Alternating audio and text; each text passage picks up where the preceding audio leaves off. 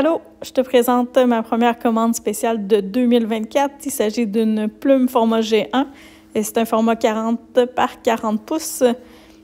Puis c'est inspiré par une des toiles qui était chez Laurie, ma sœur, dans un style un petit peu plus bleu, un peu plus arrondi.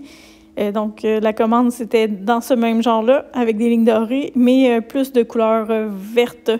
Donc c'est ce que j'ai fait. Avec la plume est faite au séchoir. Après ça, elle est retravaillée là, pour les petits détails. Le fond de la toile, c'est de la peinture au latex pour faire un fond plat uniforme. Puis après ça, il y a plein de détails, là, peinture métallique et peinture avec des brillants dedans pour donner plus de lumière. Puis il y a plein de petites éclaboussures de peinture pour briser le fond qui est uniforme. Donc, voilà le résultat final. J'ai dévoilé la toile aujourd'hui à la cliente, puis elle a dit qu'elle l'adore. C'est en plein ce qu'elle avait en tête, donc je suis super contente qu'elle soit satisfaite. J'envoie ça au séchage et je vais lui renvoyer des images quand ce sera sec pour déterminer le vernis qu'on met dessus. Puis après ça, d'ici quelques semaines, elle pourra profiter de sa toile et l'installer chez elle.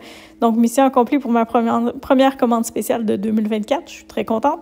Et tant qu'à avoir les mains pleines de peinture, j'ai décidé de refaire deux formats 12 par 36 sur un fond vert menthe. Encore là, c'est de la peinture recyclée pour le fond. Donc, peinture au latex en général. Donc, voilà le fond fait une fois que ça a été tiré tout au niveau. Tout beau. Puis, j'ai ajouté des lignes dorées progressivement. Là, donc, j'ai du or régulier.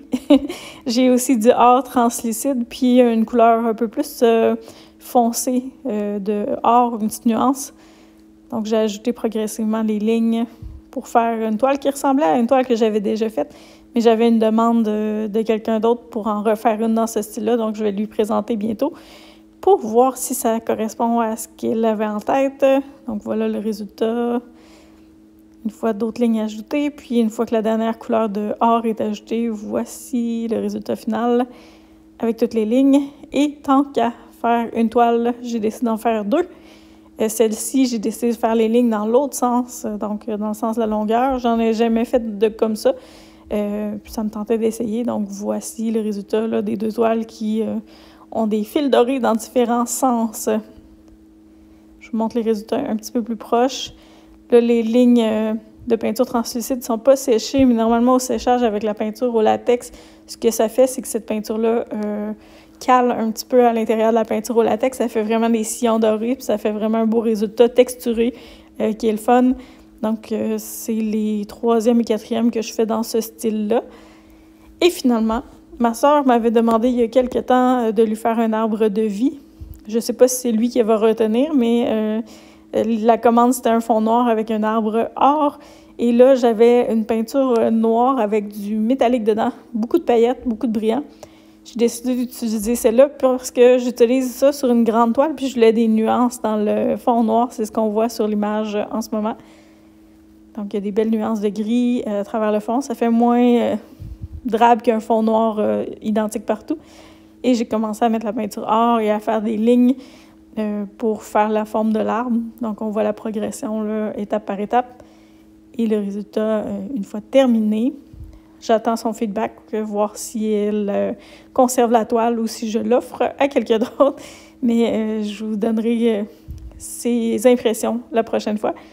Donc voilà, une toile assez simple, mais vraiment le fun à faire, très relaxante. Et tant qu'à gaspiller et dépenser beaucoup de peinture, j'en profite toujours pour réutiliser mes restes de peinture en faisant des signets et des sous-verts. Donc, voici ce que ça donnait.